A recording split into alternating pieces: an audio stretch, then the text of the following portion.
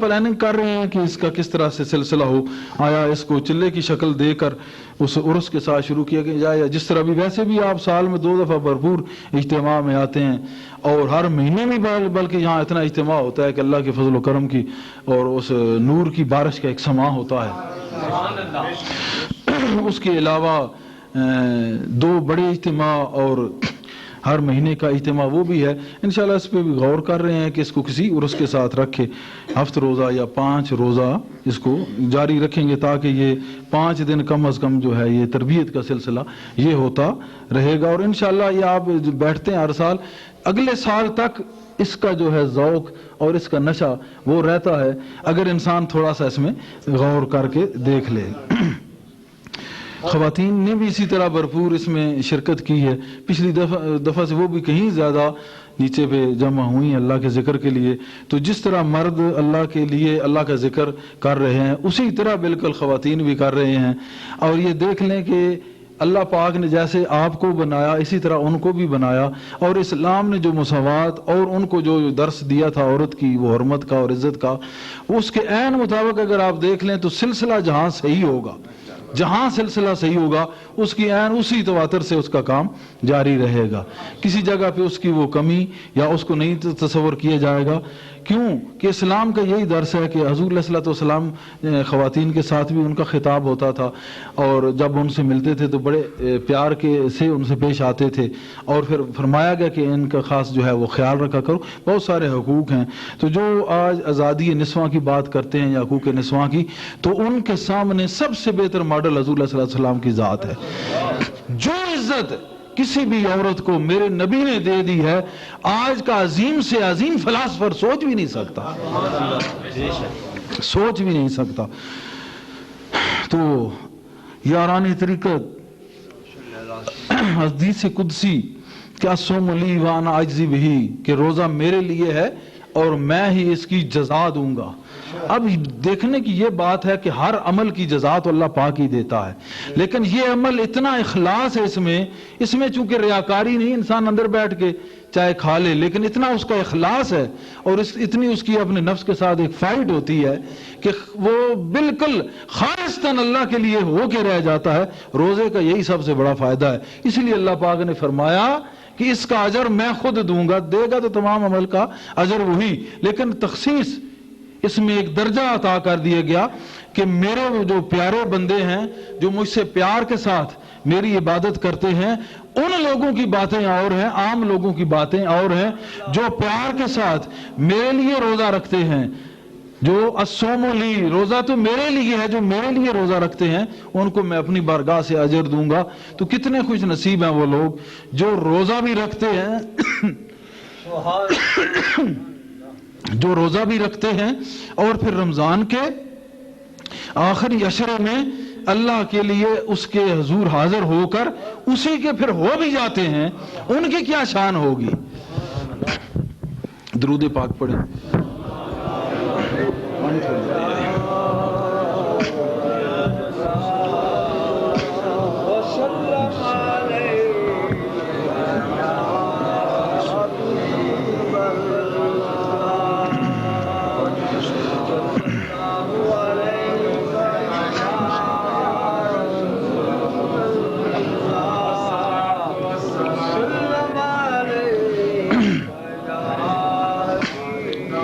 Recording کا وقت بتاتے رہنا،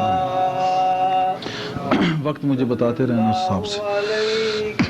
تو میں نے کہا کہ الصوم لی وانا اجزی بہ، اللہ حدیث قدسی ہے کہ اللہ پاک فرما رہا ہے کہ جو میرے بندے ہیں وہ میرے لیے روزہ رکھتے ہیں اور ان کی جزا بھی میرے پاس ہی ہے اور میں ہی ان کو جزا دیتا ہوں. ہر عمل کی جزا و سزا کا مالک اللہ ہے، لیکن جو روزے دار ہے اس کا اللہ کی بارگاہ میں بڑا ہی قدر ہے، کیونکہ اس کا اللہ سے پیار ہے. اعتکاف عشق میں آنے والوں یہ نقطہ ذہن میں رکھنا کہ تمام موضوعات کا اصل مرکزی خیال اور نقطہ وہ پیار ہوگا اور محبت اور عشق ہوگی. اسی کے ارد گرد ہم گھومیں گے، کیونکہ مست کا کام ہی یہی ہے کہ مستی میں رہنا، اور مست ہمیشہ گھومتا رہتا ہے، اور جس سے اس کو مستی آ رہی ہے یہ اصول ہے کہ اس کے گرد گھومتا ہے، اس کے ارد گرد گھومتا ہے۔ اب مستی پیار سے نہیں، مستی پیار والے سے ہے۔ اب چونکہ پیار سے ملی قدر پیار کی ہے، لیکن پیار سے بہتر پیار والے کی ہے۔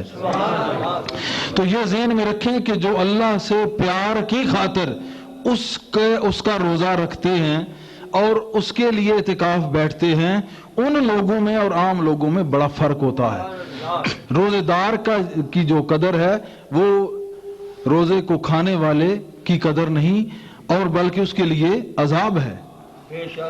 پھر اس کو اس طرح بھی عرفاء نے پڑھا کہ اجزی بہی اصوم علی وانا اجزی بہی، کہ روزہ میرے لیے ہے اور پھر روزے دار کے لیے میں ہوں۔ یہ انتہائی زبردست بات اور پیار کی بات جہاں سے اب شروع ہو رہی ہے کہ ایک تو جس نے روزہ رکھا اس کا اجر اللہ سے اس کو ملا، اب روزے رکھنے والے پہ یہ انحصار ہے کہ اس نے روزہ اجر کے لیے رکھا، کہ روزہ اس کے لیے رکھا کہ جس نے روزہ بنایا ہے۔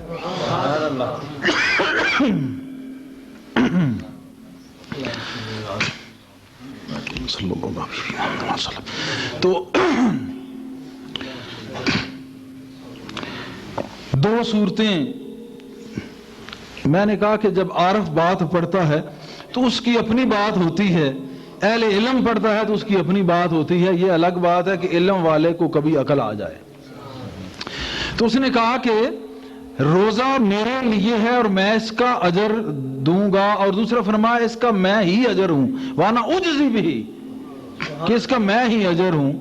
تو آپ دیکھ لیں کہ جس کے عوض میں خود اس کی ذات مل جائے اس عبادت کا کیا مقام ہوگا۔ میں پچھلے شبرات پہ بھی غالباً یہ واقعہ بیان کیا تھا کہ جب خلیفہ ہارون رشید نے کہا تمام چیزیں اس نے رکھ دیں کہ جس کا جو مرضی ہے وہ لے لے، اس کی باندی نے اس کے اوپر آ کے ہاتھ رکھ دیا، تو اس نے کہا یہ کیا؟ اس نے کہا وہ چیزیں تیری ہیں اور جس پہ میں نے ہاتھ رکھا ہے نا وہ ان چیزوں کا مالک ہے، اگر وہاں سے لوں گی تو ایک چیز ملے گی، دو ملیں گی، اور جس پہ ہاتھ رکھا ہے اگر یہ مل گیا تو یہ ساری چیزیں بھی ہیں اور وہ بھی ہے۔ تو اجزی بہی والا معاملہ زبردست ہے کہ روزے کی عوض اس کا اجر طلب کرنا یہ بات اچھی ہے مگر کم ہے، لیکن اس کے عوض اس روزے والے کو طلب کرنا یہ اصل بات ہے، یہ اصل بات ہے۔